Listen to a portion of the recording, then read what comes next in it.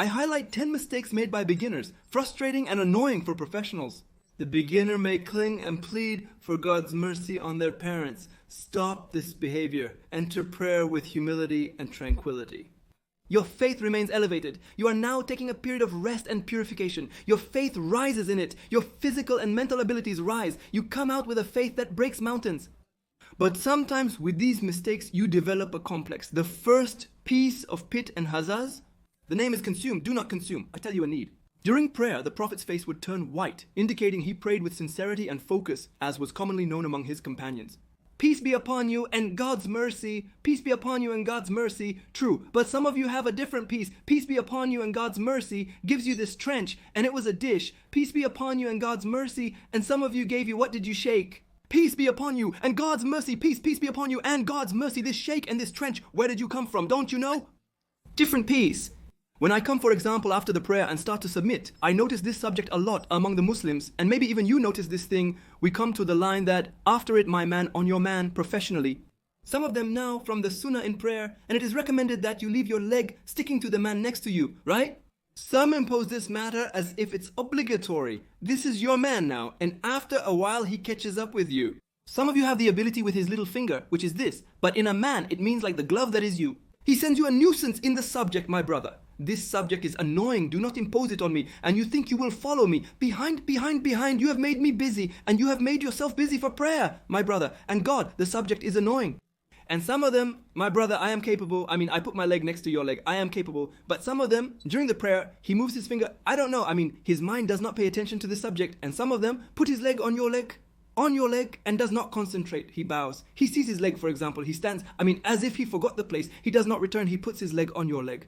A straight line, the line after, the sound of a small bell. Yes, some of them have a voice in the prayer. It's strange. I try to get this voice out. It doesn't come out with me in the prayer. I wonder how this voice comes out. I don't know. The letter S and the letter S came together and this voice came out, which is like the sound of a bird falling. I try to imitate it. Glory to my Lord the Great. Glory to my Lord the Highest. What is in it and where did this voice come from? You don't know to what extent you start praying and start swimming, and this voice comes out from here, and the voice comes out from here as if you're sitting in a garden. Animals honor the listeners. The fourth mistake is the seventh Abu Hafra with an endless movement. Now you are in prayer in the first testimony, and in the good testimony, you raise your thumb. He has 3 finger movements, this in the testimony that it hovers between the thumb and the index and the middle. In the second movement, hold your entire hand and do this. The third movement is like this. Some scholars said that you can move your fingers with the prayer, and the best and most correct thing that I see is that your fingers are always fixed, sweet. In some of them, it is a movement that really distracts you in prayer, and you witness your distraction, which is a circular movement with digging, with pulling, and throughout the prayer. On what basis? You did this and then shook, you came back, you turned like this then, you came back, you pulled. On what basis? Is there a specific word that involves pulling, and a specific word that involves digging, and a word for shaking? Is the subject random? Really random? My brother, commit to the Prophet's sunnah for our and your own comfort, peace and blessings be upon him. The fifth mistake is to rush. It doesn't catch you often. It's sweet often, but it's not always our original choice. And this matter, I've noticed lately, it starts when one, or as soon as the imam submits directly, he stands up, he leaves, he stands up, he leaves. It's the one who turned around behind him. The rest of the people are praying, no, don't care. Until what appeared in place, and no, don't care. They stood up quickly, man. Sometimes, the word altar is connected. Peace be upon you and God's mercy and blessings. What's in it? And his blessings. Peace be upon you and God's mercy. Indeed, the Majesty has the right to refuse. He stands with it and wraps it. Oh brother, you see people said behind you they pray sometimes, and I pray. Once I missed a bow, I prayed and stood up to finish this bow. One directly stood up and found that in front of him, what's in it? People pray and I am among them, so he wants to invade the row. So I put my foot like this. What? That's it. I stop, I wait. So what's wrong with stopping? Stopping like, what is paper and pen? How? Your prayer is perfect, sweet. You are doing me a favor, watching me in prayer. You kept me busy. I didn't get a chance to sit back or at least face you. Let me complete the prayer with humility or stand like a supervisor. Are you honored or what? By God, the subject is complicated. The sixth mistake, and the one that is, what do you think of my voice? It's beautiful. Some worshippers raise their voice during secret prayers and even during the second prostration in loud prayers. When reciting Al-Fatiha, they also raise their voice. May God guide them. For instance, while reading Praise be to Allah, the Lord of the worlds, I'm interrupted by someone entering, forcing me to restart. I mean, it's as if he became the Imam and I have to listen to him. And if he came, for example, to bow or prostrate, the voice is high. Who is this well-known man? You are reciting the remembrances or reading the Quran, and you move your lips with every word and hear yourself. But I'm telling you, the whole audience doesn't need to hear. You are not an Imam. The seventh mistake is the exaggeration in washing and the exaggeration in washing my ears. I know the names are strange, but the truth in the exaggeration of the haram in prayer is that you raise your hand facing the Qibla, like this Allah is the greatest, or some of them raise it at the shoulder, or here, or near the face, but in some of them how? Some people exaggerate their descriptions likening simple actions to eating kabsa, holding rice, or putting their hand in water. It's confusing and seems unnecessary. Does this mean you don't understand?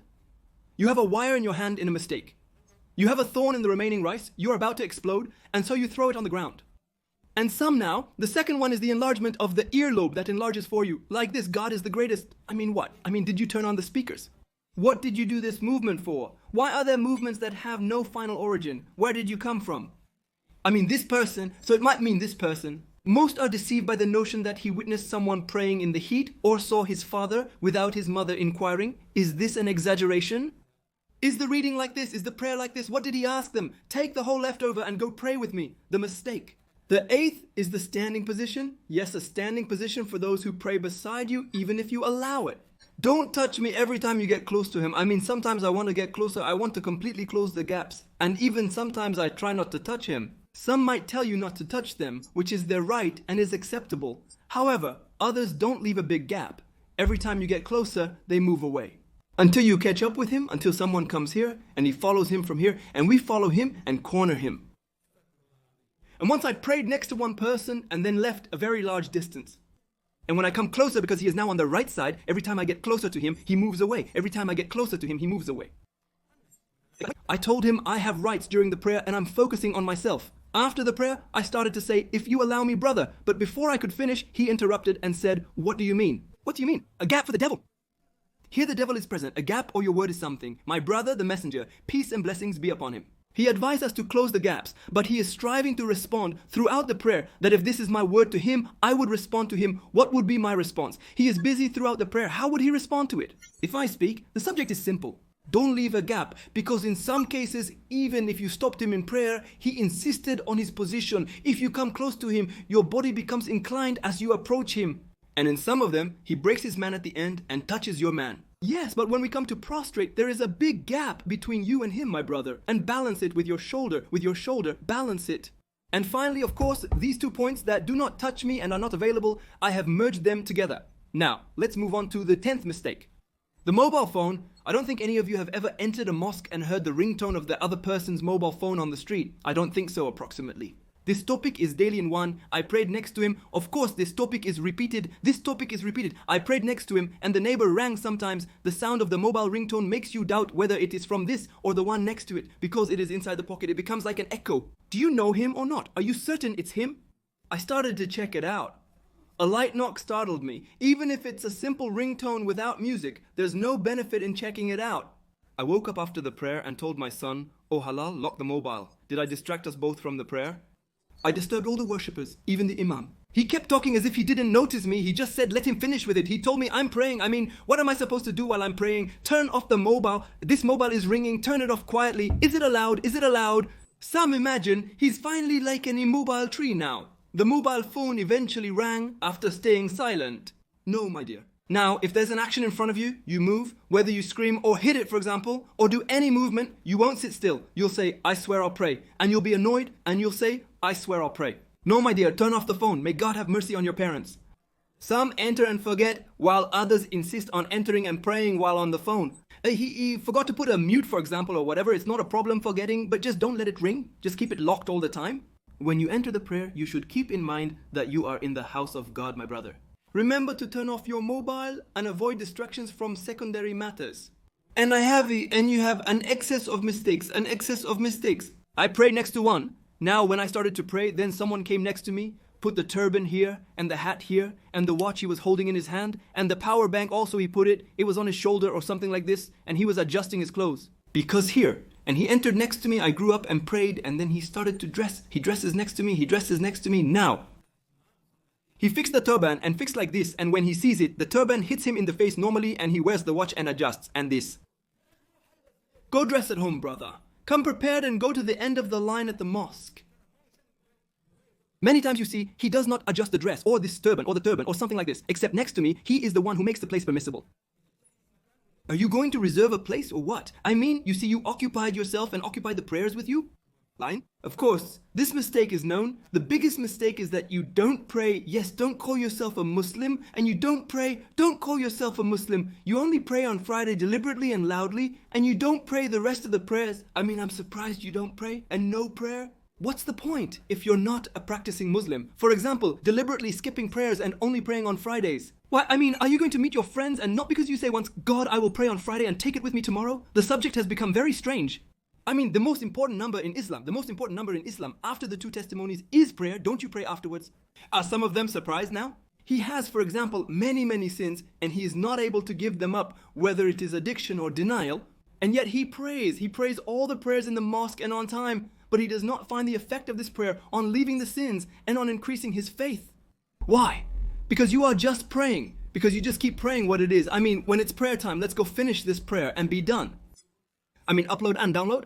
No, the subject is the opposite of having a burden. You go down there and get rid of all the fatigue.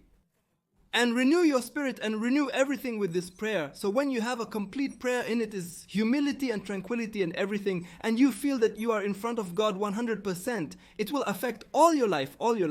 And a very important feature for people who pray by themselves, who pray on time and in the mosque, they have a wonderful commitment to time indeed. Because this matter is above being a matter from God, and it has many benefits indeed, except that from the time perspective, it makes you like 1,000.